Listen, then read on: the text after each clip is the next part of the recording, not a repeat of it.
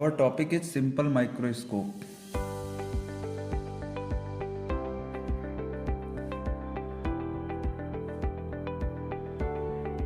Simple microscope.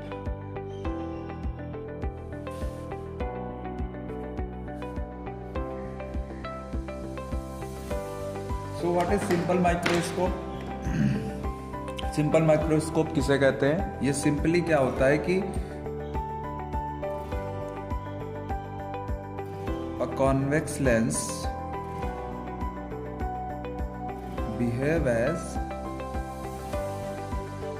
simple microscope. एक convex lens जो होता है वो एक सिंपल माइक्रोस्कोप की तरह बिहेव करता है। चलिए देखते हैं कि कैसे ये वर्क करता है। माइक्रोस्कोप सिंपली उसे कहते हैं जो छोटी सी चीज़ की इमेज को एक बड़ा सा इमेज बना दे। आपने देखा होगा लैब में ज़्यादातर हम यूज़ करते हैं किसी छोटी चीज़ को देखकर। मैग्नीफाइंग ग्लास सिंपली इसे क्या कह सकते हैं? Magnifying glass. मैग्नीफाइंग ग्लास ही सिंपल माइक्रोस्कोप होता है। तो ये हुआ एक मैग्नीफाइंग ग्लास। कौन सा लेंस है ये? Convex lens. कॉन्वेक्स लेंस क्या होता है? बीच में थिक और किनारे पे थिन होता है। ये इसका क्या हुआ? Principal axis.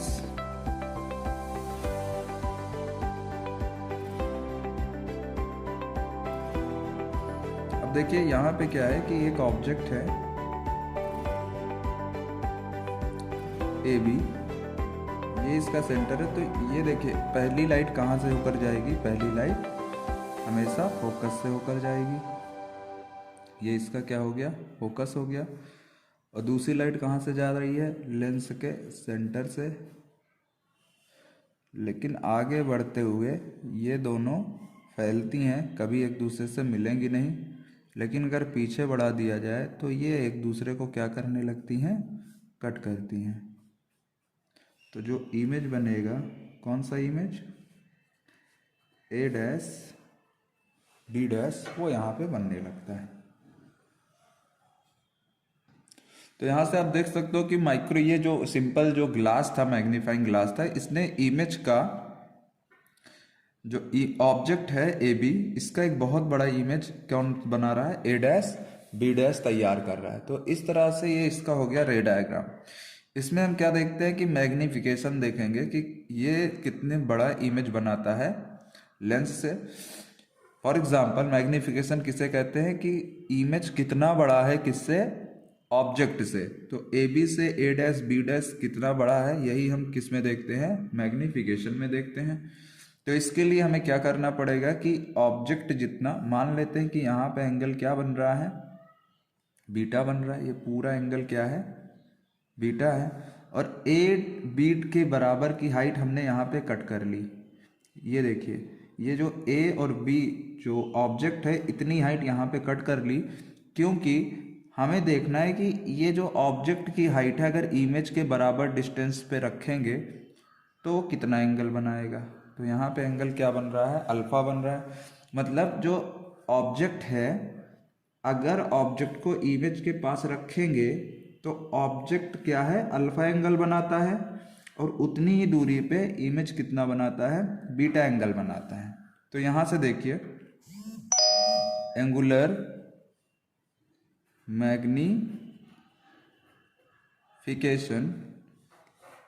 मैग्निफिकेशन का फार्मूला है angle made by image upon angle made by object. अब यहाँ पे आप देख सकते हो कि इमेज ने कितना एंगल बनाया है? बीटा। और ऑब्जेक्ट ने कितना बनाया है? अल्फा। हमें पता है एंगल इज इक्वल टू होता है arc upon radius. Angle is equal to क्या होता है? Arc upon radius. तो जो बीटा एंगल बना रहा है, देखिए बीटा जो एंगल बन रहा है, इसके लिए सामने वाला क्या? आर्क माना जाएगा। तो ए डैश बी डैश आर्क होगा। लेकिन बीटा के लिए ए भी एक तरह से क्या हो सकता है? आर्क हो सकता है। तो हम यहाँ पे ए बी यूज करते हैं। अपॉन रेडियस मतलब उसकी दूरी। तो ऑब्जेक्ट की दूरी कितनी है, बी से ओ तक है, तो इसे क्या लिख लेंगे, बी ओ लिख लेंगे। सिमिलरली देखिए जो अल्फा निकालते हैं, अल्फा क्या होगा, एंगल क्या है, angle is equal to arc upon radius. हमेशा सामने वाले को क्या मानेंगे, आर्क। तो ए बी डैश क्या हो जाएगा, आर्क हो जाएगा, जो कि ए बी के ही बराबर है, जो कि क्या है, ए बी के ही बराबर है। तो अभी इसे ए बी मान लेते हैं और दूसरा क्या हो जाएगा, B dash O. Cross multiply करेंगे तो ए बी अपॉन क्या हो जाएगा, सॉरी बी ओ हो जाएगा, और ये बी डैश ओ ऊपर चला गया और नीचे ए बी बचा है, इसे ए बी डैश बचा है, इसे ए बी ही मानेंगे क्योंकि ऑब्जेक्ट की हाइट और जो ए बी हमने लिया ये दोनों बराबर है। इस तरह से ए बी और ए बी क्या हो जाएगा, कैंसिल हो जाएगा। आपका बचेगा कितना, बी डैश ओ अपॉन ये जो आप देख रहे हो ये क्या है, बी ओ है, तो B dash O upon B O. अब देखिए बी डैश ओ जो कि क्या था, इमेज डिस्टेंस था, क्योंकि ये इमेज की दूरी है, इसको डी मानते हैं, और बी ओ ऑब्जेक्ट डिस्टेंस है, इसलिए इसको क्या मानते हैं, यू मानते हैं। तो बी डैश ओ हमारा क्या हो जाएगा, देखिए बी डैश ओ हमारा क्या हो जाएगा, बी डैश ओ हमारा हो जाएगा डी, जैसे माइनस में यूज करेंगे क्योंकि लेफ्ट साइड में, अपॉन माइनस यू, तो माइनस माइनस प्लस हो जाएगा, तो ये कितना आया, डी बाई यू आया। अब इसके आगे देखते हैं। तो जैसा ही आप देख सकते हो कि हमारा जो मैग्निफिकेशन आएगा वो m इज इक्वल टू क्या आया, डी बाई यू आया। यहां से आप देख सकते हो ये हो गया d और ये हो गया u। But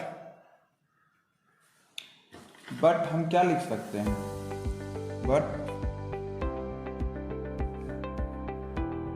from lens formula 1/v minus 1/u is equal to 1/f से आप देख सकते हो कि 1/v की जगह पे हम क्या लिख करेंगे, माइनस, ये हो जाएगा d माइनस ऑब्जेक्ट डिस्टेंस हमारा माइनस u है और फोकल लेंथ हमारा f रहेगा।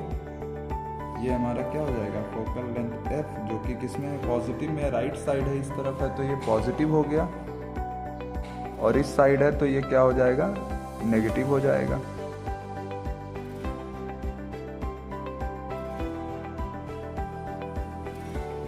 देखते हैं इसके आगे।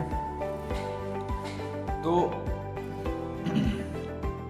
ये हमारा आएगा कि अगर हम 1/u या d बाई, देखिए फाइनली क्या है, हमें d बाई यू निकालना है, तो d से हम अगर मल्टीप्लाई कर दे दोनों तरफ तो ये क्या हो जाएगा, d minus D by D plus D by U is equal to D by F. D D cancel हो जाएगा, तो आप देख सकते हो कि डी बाई यू की जो वैल्यू आएगी, डी बाई यू की जो वैल्यू आएगी, ये 1 आएगा, 1 इस तरफ आ जाएगा, राइट साइड आ जाएगा, देखिए डी डी कैंसिल, 1 आया, 1 इस तरफ आएगा, तो ये 1 प्लस डी बाई क्या हो गया, एफ। मतलब हम डी बाई यू को 1 प्लस डी बाई एफ भी लिख सकते हैं। तो यहाँ से जो magnification m is equal to D by U है, इसको हम डी बाई यू लिख दें या 1 प्लस डी बाई एफ लिख सकते हैं।